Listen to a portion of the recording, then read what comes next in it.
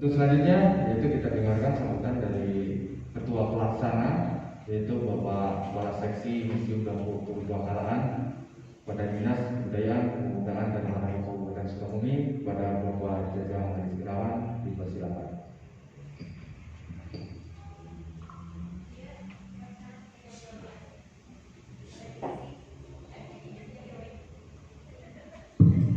Bismillahirrahmanirrahim. Assalamualaikum warahmatullahi wabarakatuh. Selamat siang semuanya. Yang terhormat, yang kami hormati Ibu Kepala Bidang Dinas Kebudayaan, Pemuda dan Olahraga Kabupaten Sukabumi, Ibu Yanti Irianti, Pak Herman Jampek sebagai perwakilan daripada tim juri, rekan-rekan dari Dinas dari bidang kebudayaan, pengelola pelabuhan Bojong Sasa, satuan tugas protokol kesehatan, dan para peserta yang saya banggakan. Sebelum saya melanjutkan, saya ingin tahu dulu bahwa Anda sekarang ini sedang berimajinasi di Palagan Bojong Kokosan. Silakan dari imajinasi dari sekarang bahwa inilah Palagan Bojong Kokosan yang nanti akan dituangkan kepada hasil karya Anda semua. Mudah-mudahan Anda semua mendapatkan imajinasi yang baik dan kami mendapatkan hasil yang terbaik. Itu yang pertama. Yang kedua, saya ingin tahu yang baru pertama kali ke Palagan Bojong Kokosan, coba ada nggak di sini? Yang baru pertama kali ke Palagan Bojong Kokosan, nah, dari mana?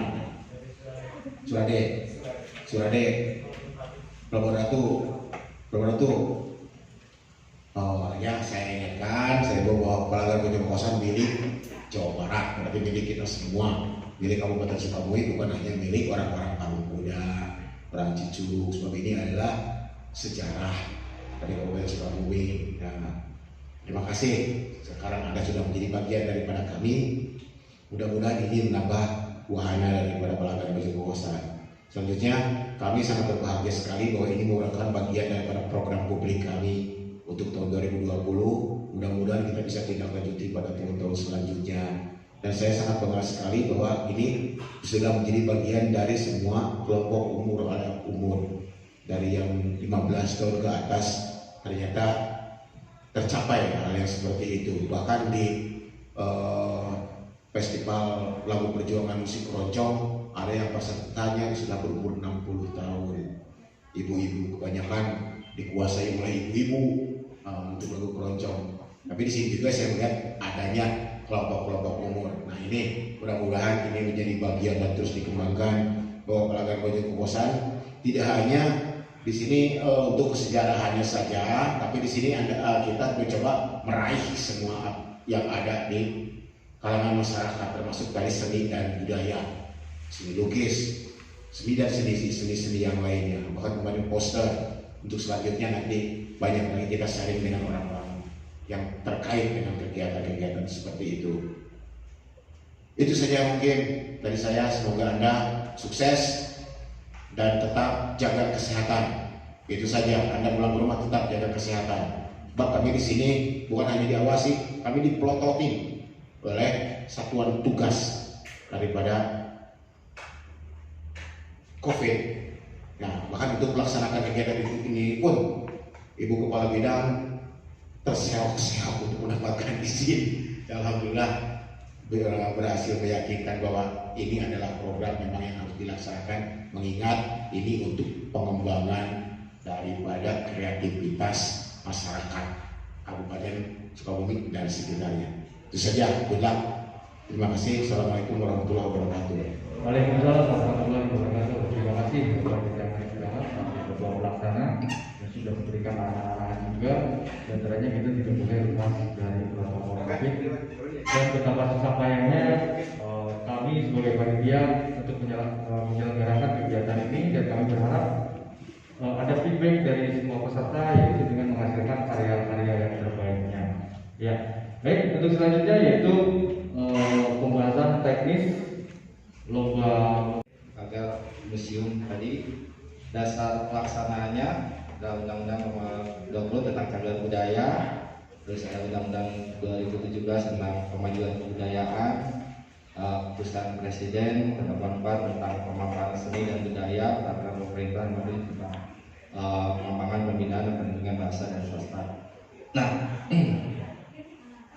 teknis pelaksanaannya, nama kegiatan lomba melukis di museum, nama kegiatan, tema kegiatan museum dan solidaritas. Nah, itu tema museum kita tahun ini ya. Kemarin kita baru merayakan hari museum yang bertema museum dan solidaritas. Nah, teknis pelaksanaannya pendaftaran udah, technical meeting kita sedang melaksanakannya. Nah, bagaimana pelaksanaan di hari H nanti tanggal 30, tepatnya hari Senin ya, hari Senin. Setelah nanti habis ini kita ada pengambilan nomor yang nantinya dibagikan setelah sebelum melukis. Nanti ada venue di depan sana. Nah, di depan sana ada venue panggung. Nah, kita sediakan kanvas yang sudah pakai spandam itu, terus pakai tripod, cuma agak kecil ya tripodnya, agak kecil. Nah, kita taruh di sana sebanyak jumlah dari peserta yang ikut melukis. Kita kumpulkan di sana nantinya dan mengambil kanvas itu. Nah, silakan untuk di mana saja bebas. Polagan ini luasnya 2,5 hektar. Mau teman-teman seniman ini ngelukisnya tadi di patung, mau di hutan lindung, mau di talang, terserah itu, bebas mau di mana saja. Nanti setelah selesai melukis, ada ID card itu ditempelkan di hasil lukisannya.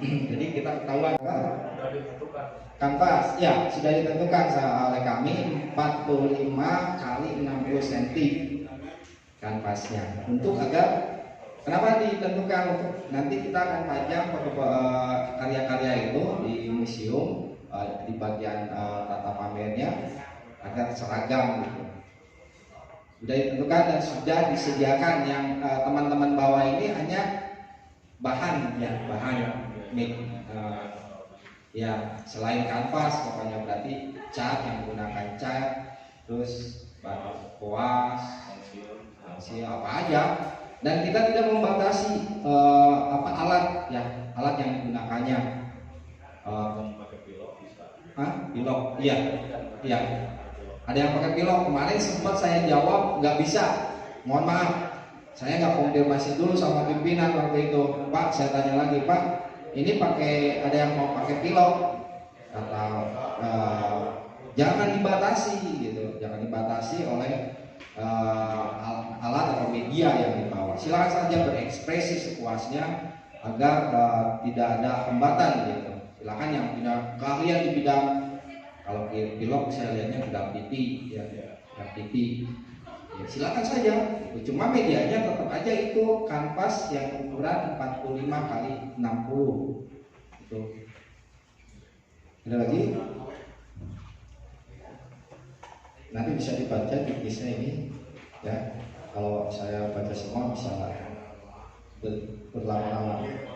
Ada lagi yang kurang jelas mungkin? Dan outputnya, teman-teman ini bukan hanya hari ini kita bertatap muka, bukan hanya kali ini kita berbincang-bincang tentang museum Palagan Buto Mokosan. Mohon izin untuk setelah ini teman-teman akan kami masukkan grupnya, dipindahkan ke namanya grup Sahabat Museum. Sahabat Museum ini terdiri dari komunitas berbagai keahlian, desain grafis, ahli dalam memandu, ahli dalam bermusik dan sebagainya. Kita tampung semuanya dengan nama Sahabat Museum, dan kita programkan Sahabat Museum ini. Program tahun 2021 sudah lukis ya, karya seni lukis, dia lebih tahu. Nanti saya slide juga hasil karyanya. Assalamualaikum warahmatullahi wabarakatuh. Perkenalkan, saya terima kasih kepada Dewan Kapit yang Yanti dan Pak Museum juga Mulan sebagai ketua acara. Nah, di sini saya sebagai peninjau dari karya seni. Jadi sebetulnya saya cuma nambahin aja sedikit. Yang membedakan tentang manusia dan hewan sebetulnya bukan tentang akal. Ini ketika saya ada pembukaan acara di tim dan membeli ini, sebetulnya bukan tentang akal. Manusia yang berbeda dengan hewan itu belajarnya adalah di imajinasi. Hewan punya akal, hewan punya pikiran, hewan juga punya naluri, hewan juga punya rasa melindungi. Tapi satu yang tidak dimiliki oleh hewan adalah imajinasi. Nah, inilah yang membuat manusia menjadi lebih cerdas belajarnya daripada hewan. Jadi akal dalam Al-Quran yang disebutkan itu sebetulnya adalah imajinasi. Karena hewan tidak berimajinasi, hewan tidak mampu membayangkan sesuatu yang belum terjadi. Nah, imajinasi adalah akar dari seni. Jadi yang membedakan antara hewan dengan manusia adalah karya seni. Saya belum pernah melihat yang namanya binatang bisa melukis atau menyanyi. Kalaupun menyanyi dia hanya cuma ikutan tapi nggak tahu makna dari nyanyiannya. Jadi yang membedakan manusia dengan hewan adalah seni.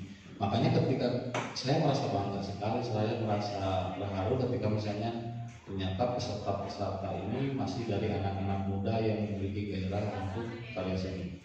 Karena karya seni itu sebetulnya tinggi dan ini akan sangat diapresiasikan dan dihargai.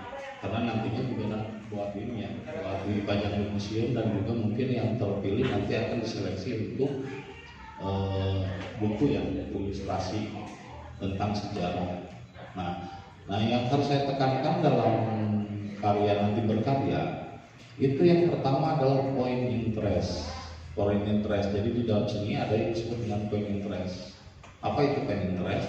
Point interest itu adalah ketika kita melukiskan atau mengimajinasikan atau mengilustrasikan tentang sejarah ini, harus ada poin yang disampaikan di dalam lukisan itu. Jangan sampai kita melukis acak-acakan nggak jelas itu tentang apa gitu ya. Jadi ada yang disebut point interest, point object. Misalnya kalian mau melihat tentang konvoy, nah harus jelas konvoynya. Jangan sampai melukis talang lebih besar atau pohon-pohon lebih besar sementara orang yang lagi perangnya nggak kelihatan. Itu akan mengurangi nilai karena yang disampaikan kan ini tentang perang, tentang lupus. Jadi point interest tentang perangnya harus lebih menonjol. Nah, keduanya yang membuat lukisan itu lebih hidup adalah perspektif. Ini jarang dimiliki oleh seorang seniman karena perspektif itu yang membuat lukisan menjadi hidup. Jarak seperti jauh, seperti dekat itu perspektif namanya. Karena sebetulnya dasar dari seni rupa itu titik dan garis, bukan tentang lukisan itu harus sempurna. Tapi kalian harus menyampaikan dengan sisi bahasa dari bahasa verbal, bahasa pribadi dan memiliki karakter sendiri. Pertama yang tadi point interest, keduanya yaitu perspektif, ketiganya ada pencahayaan. Pencahayaannya juga harus bagus. Maksud pencahayaan itu antara terang dan gelap itu harus jelas sehingga objek lebih muncul dan lebih terlihat. Nah, itu aja. Dan keempatnya yaitu kalian sampaikan dengan cara verbal atau cara pribadi langsung masing-masing kayak penyanyi gitu lah. Pak Tim kan punya ciri khas. Terus misalnya Ahmad Dhani punya ciri khas. Jadi seperti halnya seni lukis itu sama dengan kayak nyanyi. Kalian harus memiliki karakter. Jangan sampai menjiplak atau meniru, tapi kalian harus benar-benar menyampaikan visi dari pesan yang disampaikan dari lukisan itu. Jadi lukisan itu bukan tentang bagus atau tidaknya melukis itu, tapi apa pesan yang disampaikan dari lukisan yang digambar. Bahkan sebetulnya lukisan yang baik kita tidak perlu menjelaskan tentang apa lukisan itu, tapi ketika orang melihat lukisan itu, orang tahu itu sedang perang, orang tahu itu misalnya lukisan apa gitu. Jadi lukisan itu sendiri adalah sebuah pesan atau bahasa komunikasi, bahasa verbal dari setiap diri. Jadi kalian harus mampu melukis yang memang mengkomunikasikan dan menyampaikan pesan dari peristiwa pesan.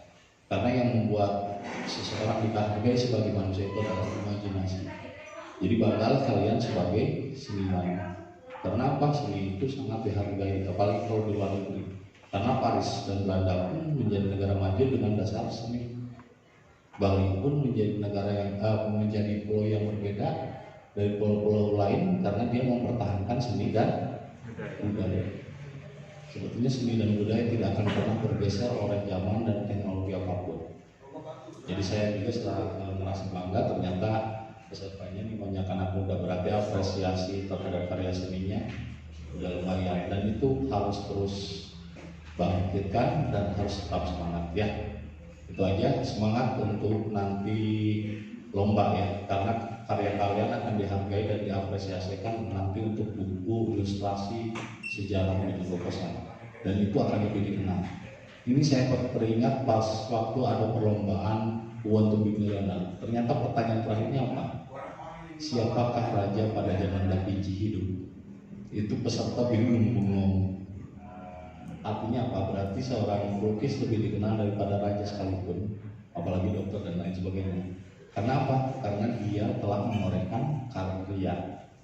Ya, jadi kalian terus bangga sebagai seorang seniman. Terima kasih. Itu saja yang saya sampaikan. Ada yang mau tanyakan? Silakan. Ada lagi yang mau tanyakan? Ya, dari peserta ada yang mau bertanya? Sudah jelas, itu aja. Cukup? Ya, Assalamualaikum warahmatullahi wabarakatuh. Waalaikumsalam warahmatullahi wabarakatuh.